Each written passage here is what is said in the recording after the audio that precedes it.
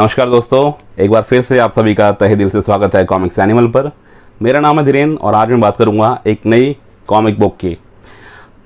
पुनरुत्थान नाम से जो एक नई श्रृंखला शुरू हुई थी, it's actually a multi starrer comic series. तो उसका दूसरा भाग शंखनाद आज हमारे हाथों में है और आज हम इसी के बारे में एक छोटा सा रिव्यू करेंगे। और ये जो कॉमिक सीरीज़ है, जैसे कि मैंने बताया आपको कि मल्टी स्टारर कॉमिक सीरीज़ है, इसमें आपको राज कॉमिक्स यूनिवर्स के सभी सुपर हीरोज़, साइड हीरोज़, जो उनकी बेंच स्ट्रेंथ है हीरोज़ की, वो सभी मिलेंगे और उनके काउंटर पार्ट्स उसी ऑर्डर में। मेन खलनायक जितने भी विलेंस हैं, फिर उनके जो बेंच स्ट्रेंथ है, उन सभी का जमावड़ा आपको इसमें, मतलब उनका विवरण, चित्रण सब आपको यहाँ पर मिलेगा। तो जो भी फुल ऑन मसाला है एक मल्टी स्टारर कॉमिक्स का या नैरेटिव का, वो आपको इसमें आप एक्सपेक्ट कर सकते हैं, वो आपको इसमें मिलेगा। फर्स्ट पार्ट का हमने रिव्यू किया था कुछ टाइम पहले, तो वो हमारी उम्मीदों पर खरा उतरा था। और जो आज ये सेकंड पार्ट है, इसके बारे में हम बात करेंगे। लेकिन उससे पहले क्विकली बता दूं आपको कि शंखनाद का मतलब क्या होता है। एज द नेम सजेस्ट, बहुत सिंपल सा मीनिंग है। शंखनाद का अर्थ हुआ शंख से निकलने वाली ध्वनि। और पुराने ज़माने में दोस्तों इसका एक अपना अलग महत्व होता था। समाज सुधारने की जो प्रक्रिया होती है या फिर समाज में जो भी सामाजिक परिवर्तन हम देखते हैं, ये उसका सूचक होता था। शंखनाद उसका एक सूचक होता था। अब B.R. चोपड़ा की महाभारत तो आप सभी ने देखी होगी। उसमें कौरवों और पांडवों के जो सेनापति थे, तो जब वो वॉर क्राई करते थे, आक्रमण जब बोलते थे, युद्ध घोष, युद्ध का उद्घोष शायद उसे बोलेंगे, तो उससे ठीक पहले वो शंख बजाते थे। शंख बजाने से ये एक सूचक होता था कि एक नए परिवर्तन की पहल हो रही है। तो बस अब हम भी अपने इस रिव्यू वीडियो की पहल कर देते हैं शंखनाद के माध्यम से। तो आइए दोस्तों, हमेशा की तरह हम सबसे पहले बात करेंगे इस कॉमिक के पीछे जो टीम है उसके बारे में बात करके। टाइटल कवर आप जैसा कि देख रहे हैं, ये मुख पृष्ठ बनाया है सिद्धार्थ पवार ने शंखनाद का। काफ़ी सुंदर प्रतीत हो रहा है।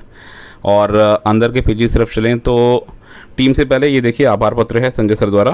और टीम की तरफ वापसी करते हैं, बात करते हैं परिकल्पना की, वो नितिन मिश्रा जी की है। लेखन है अनुराग सिंह जी का। चित्रांकन है दिलदीप सिंह जी का, जिन्होंने अपनी जवानी के दिनों में इसका आर्टवर्क बनाया। इंकिंग है विनोद कुमार जी की। सुनील दस्तूरिया और परवीन सिंह जी ने रंग सज्जा का काम देखा है और गंगले ब्रदर्स ने शब्द सज्जा। काफ़ी सुंदर टाइटल कवर। चलिए आगे बढ़ते हैं दोस्तों। कहानी की अगर हम बात करें तो वो शुरू होती है ठीक वहीं से जहाँ पर इसका फर्स्ट पार्ट था पुनरुत्थान, वो ख़त्म हुआ था। इस कॉमिक्स जो कि सेकंड पार्ट है शंखनाद, इसके फर्स्ट 2 पेजेस में पूर्वसार दिया हुआ है। बेसिकली इन्होंने ब्रीफली कैप्चर किया हुआ है कि जो कुछ भी फर्स्ट पार्ट में घटित होता है उसको यहाँ पे ब्रीफली कैप्चर किया है, ताकि रीडर्स का एक मेमोरी थोड़ा सा रिफ्रेश हो जाए सेकंड पार्ट पढ़ने से पहले। तो मूल सार कहानी का ये है कि फर्स्ट पार्ट में दिखाया गया था किस तरह से हमारे जो फ्रंट लाइन सुपर हीरोज़ हैं, वो सारे ब्रह्मगणों के अंदर जो काली शक्तियाँ छुपी हुई है और उनके प्रभाव में आकर जो ब्रह्मगणों ने तबाही मचाई है, उससे निपटते हुए जो फ्रंट लाइन के हमारे वॉरियर्स हैं, जो भी सुपर हीरोज़ हैं, वो या तो अपनी शक्तियाँ खो बैठे हैं या फिर वो काफ़ी गंभीर रूप से घायल हो गए। सो इन नटशेल वो अशक्त हैं, बिल्कुल पावरलेस हैं अभी। एंड इन ब्रह्मगणों ने उनको पावरलेस मतलब कर दिया है अपने खास शक्तियों द्वारा। और अब मौका ऐसा आया है कि जो हमारी सुपर हीरोज़ की बेंच स्ट्रेंथ है, अर्थात दूसरी और तीसरी कतार के जो सुपर हीरोज़ हैं, उनकी एंट्री का एक रीइंफोर्समेंट की ज़रूरत यहाँ पे महसूस की गई है और वो बखूबी मिलती भी है इन फ्रंटलाइन सुपर हीरोज़ को। तो यहाँ से कहानी काफ़ी इंटरेस्टिंग हो जाती है। और सबसे अच्छी बात अगर मैं आपको बताऊँ तो वो ये है कि ये जो सुपर हीरोज़ का यूनिवर्स है, ये बहुत डिफ़िकल्ट काम होता है। ऐसे में जब इतने सारे लोगों को, इतने सारे पात्रों का जमावड़ा होता है, तो सभी पात्रों के साथ न्याय करना भी अपने आप में एक चैलेंजिंग टास्क होता है, राइटर के लिए भी और चित्रकारी करने वाले महोदय के लिए भी। तो ऐसे में यहाँ पर जो मेरा एक आकलन है, जो मुझे जैसा फील आया, तो सभी पात्रों के साथ बराबर न्याय किया गया है। एक छोटा सा एग्जांपल दूंगा, जो सुपर इंडियन उर्फ सूपी है, मतलब उस जैसे कैरेक्टर को भी इसमें भरपूर फुटेज मिली है। इस कॉमिक्स में पूरे 4 पेजेस डेडिकेट किए हैं उसे। आई थिंक इतनी फुटेज तो उसको अपनी सिंगल कॉमिक्स में भी कभी नहीं मिली होगी। तो सरप्राइजिंगली यहाँ पर उसको उस पर थोड़ा सा कॉन्सेंट्रेट किया है, थोड़ा सा रोका गया है उस कुछ एक एपिसोड दिखाया गया है जहाँ पे सुपर इंडियन को, उसके चरित्र को, उसके कैरेक्टर को थोड़ा सा लड़ते भिड़ते बातचीत करते दिखाया गया, जो कि एक सुखद अनुभूति है। अदरवाइज़ तो अभी तक वो सिर्फ हंसी मजाक का पात्र ही बनता आया है।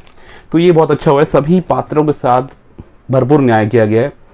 फाइटिंग सीक्वेंस की दोस्तों इसमें भरमार है, लेकिन आप कहीं भी बोर नहीं होते हैं क्योंकि इतने सारे कैरेक्टर्स हैं। तो बिल्कुल जस्टिफाइड वे में दिखाया है कि वो अगर फाइटिंग सीक्वेंसेस में उलझे भी हुए हैं तो वो मीनिंगलेस फाइट्स नहीं हैं। हर एक का अपना एक रोल है और अपनी ही लिमिटेड कैपेसिटी में जो भिड़ रहे हैं, तो उसको बहुत न्यायोचित तरीके से दिखाया गया है। तो ये जो हमारे ब्रह्मांड रक्षक हैं, उनको जो मस्ट नीडेड हेल्प की ज़रूरत थी, आवश्यकता थी, वो उनको यहाँ पर मिलती है। और कहीं पर भी आप मतलब मेन स्ट्रीम हीरोज़ को मिस नहीं करते हैं। बहुत अच्छे से कहानी प्रोग्रेस होती है और कहानी के अंत तक आते आते ये बात साफ़ हो जाती है कि हम इस कॉमिक सीरीज़ के अंतिम भाग कालांतर की तरफ बढ़ रहे हैं। और कालांतर का भी जो नाम है, उसका भी नाम के पीछे रीजनिंग क्या है, वो क्यों है, उसके जवाब भी हमको मिलते हैं।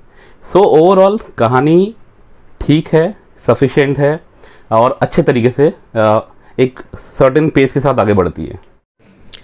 चलिए अब बात कर लेते हैं इस कॉमिक्स के आर्टवर्क की।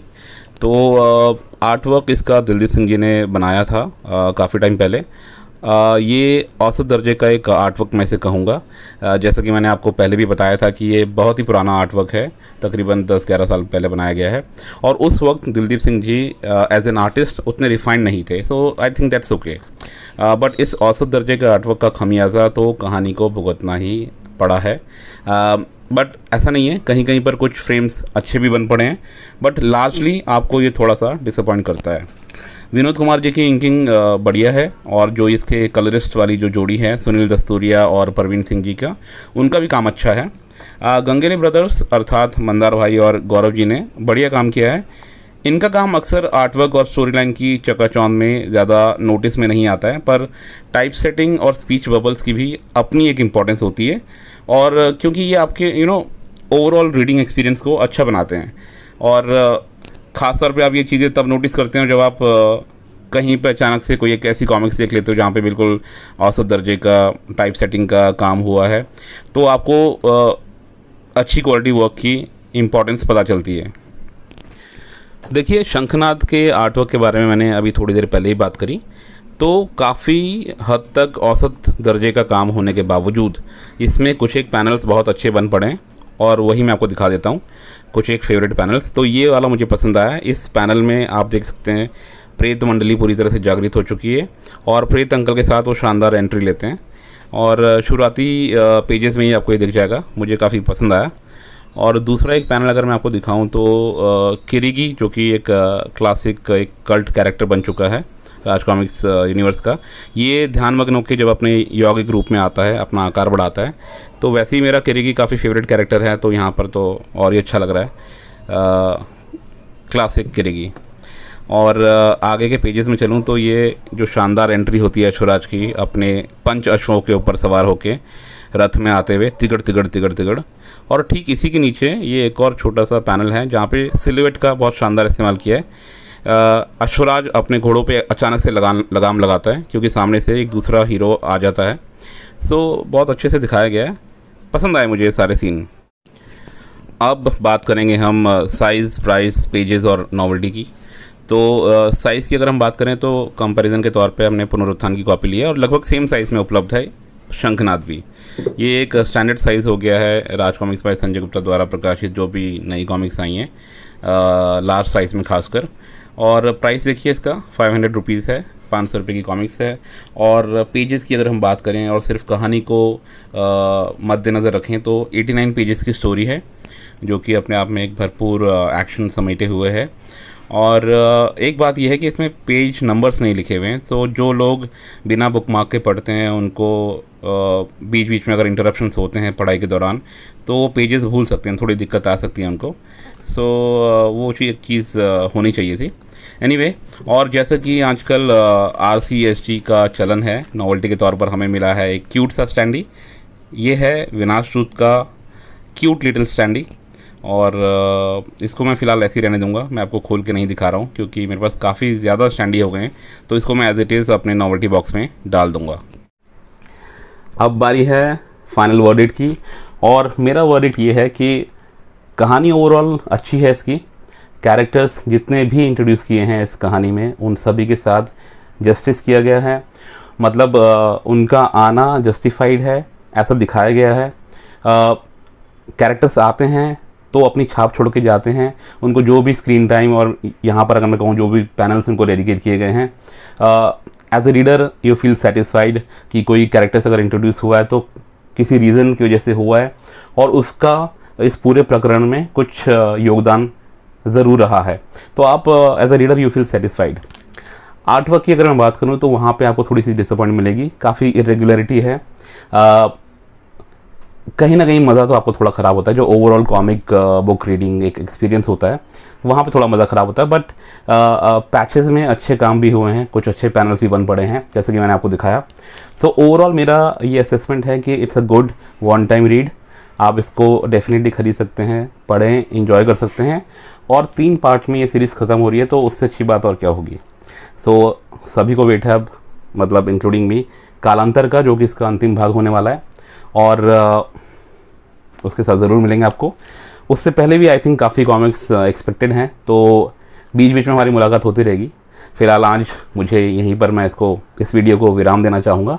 जल्दी मुलाकात करेंगे किसी नई कॉमिक्स, किसी नई किरदार के साथ। Good bye.